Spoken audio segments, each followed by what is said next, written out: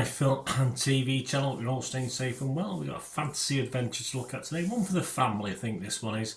And we've been here before, but we've been in here with an animated version. Because we're going to have a look at How to Train Your Dragon, a live action remake of the 2010, seems longer than that ago, doesn't it? Animated film produced by DreamWorks. And it's loosely based on the 2003 novel by Cressida Cowell. Very loosely based, yes. A little bit more of that in a moment. Co-produced, written for the screen, directed by Dean Dubois. Of course, who's involved in the animation. So, yeah, you think he's going to do a reasonable job at this. The real stars, not the cartoon versions, Mason Thames, or Thames, it looks like the Thames, Nico Parker, Gabriel Howell, Julian Dennison, Bronwyn James, Harry Trevadwin, Peter Seramovitz and Nick Frost. And you got Gerard Butler, of course, was the voice of Stoik the Vast, is now the actual real life thing. So I like that. It's a nice touch, I must admit. This released in the US on June the 13th. I'm doing this review on June the 14th, 2025. A sequel is scheduled to be released in June 2027. So obviously this will have to be totally a disaster for that not to happen, I assume. I did see the original animation, but it's 15 years ago, guys. I've forgotten all about it. So I have to assume this more or less follows the story. I'll look at what some of the critics are saying after. But what it doesn't do, and I know this because I've literally listened on audiobook to the original How to Train Your Dragon. And of course, it doesn't follow anywhere near the original book, which I thought was a cracking story. So I was a bit disappointed because I've literally, as I'm recording this, listened to that about 3 or 4 days ago.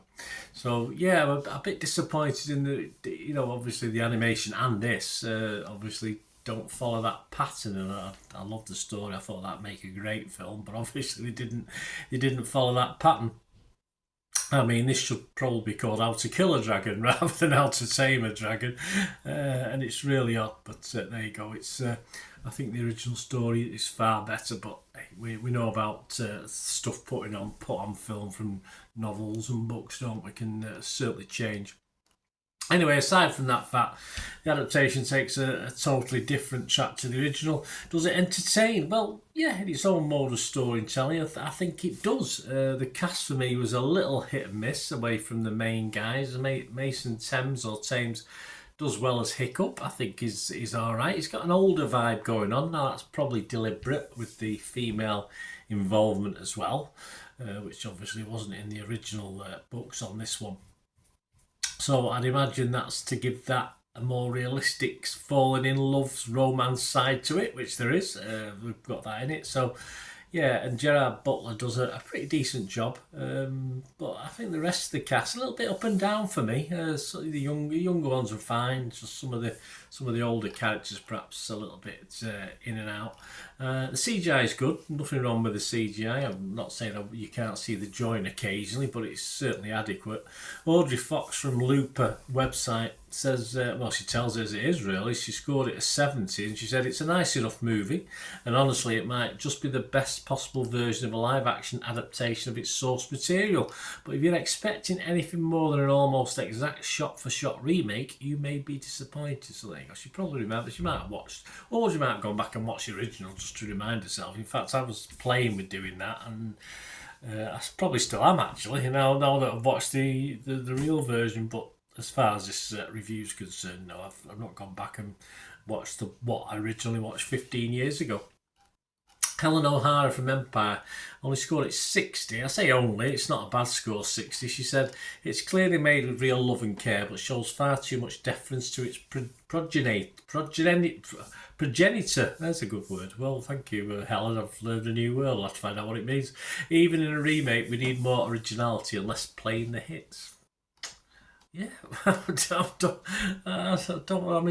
far did Disney tweak theirs over the past few years? Not particularly. I mean, it's 2010, so a lot of the kids who grew up with this obviously are a bit older, perhaps, might be interested. But there's a lot of kids out there probably not seen the original either. So I don't know. It is what it is. If you like me, you forgot, or you've never watched the original, I don't think it really matters that much, does it? Let me know what you think anyway. Kevin Mayer though was he's at the Times. He was a little bit he was a tad critical. He only scored it 40, which is one of the lowest scores I saw on this. He said it's loud and diverting, and very young children are sure to be entertained, but it's also utterly dead, right down to its hollow, greedy, cash-grabbing core. I don't think Kevin had a good day. Again, I can understand. I mean, if you call all remakes a cash grab, yeah, if they're true to the originals, they probably are, but I don't think that's really a criticism. I mean, there are a few genuine good family films to sit and watch at home or take the kids to the cinema to see, so at least this sort of ticks some of the boxes. As I said, Vikings and Dragons, yeah, combination should work.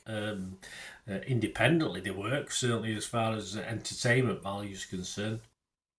And I liked it. I did like this, but I would prefer, of course. I'm not comparing to the original. I'm not really bothered by that because I forgot all about it. I'll be absolutely honest with you. But I am comparing it to the book, and of course, as I compare it to the book, I would prefer an adaptation that's closer to the original book, which this isn't. And I do plan.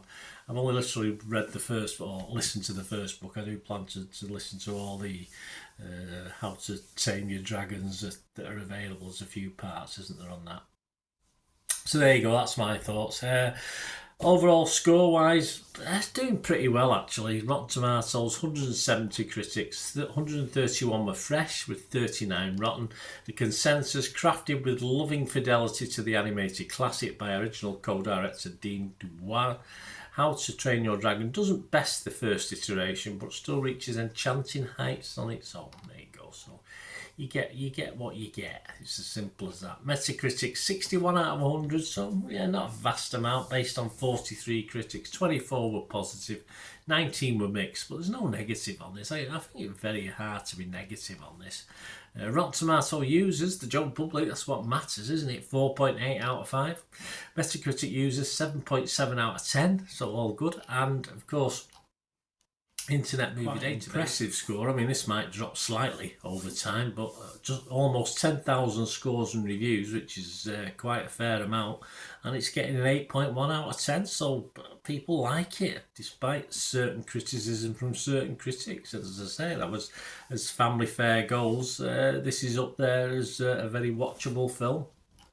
So my scores, yes, I'm not going to be as high as 8.1, I'll be honest with you, again, because I'm probably a little bit, if I hadn't listened to the book, I might have liked it a little bit more, because I do remember certain elements of it from the cartoon animation. But yeah, I was fresh on Rotten Tomatoes. I was positive on Metacritic.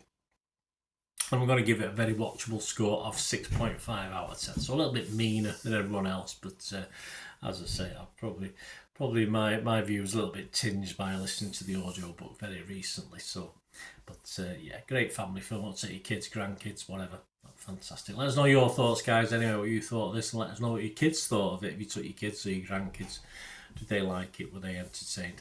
Please, guys, if you do like what I try and do, of course, there are ways of supporting the channel and supporting me, simply by subscribing, but there are other ways as well. And if you can help us out, it's always very appreciated by myself. So please just keep watching and listening.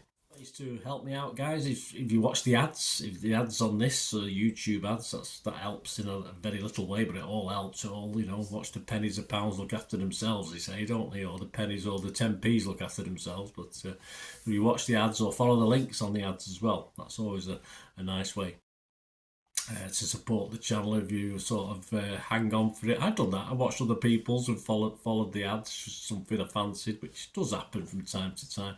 Of course, you can support me by pushing that subscribe button as mentioned earlier, and that of course pressing the button so you know when these vlogs are coming out. And of course, I'm always interested in your opinions, and of course, if you can give us a like, that'd be wonderful as well. So thanks for watching, guys. Hopefully I'll join you very, very soon with something else. Until we meet again, I'll never ask one thing, don't I? Please stay safe, everyone. Bye for now.